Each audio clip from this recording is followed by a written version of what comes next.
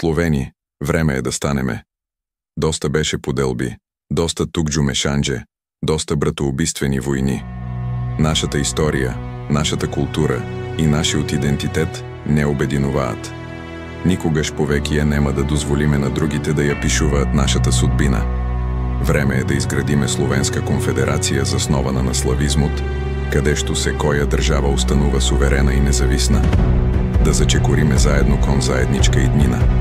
Придружете ни се во оваа волџа за политички, икономски и воен сожуз.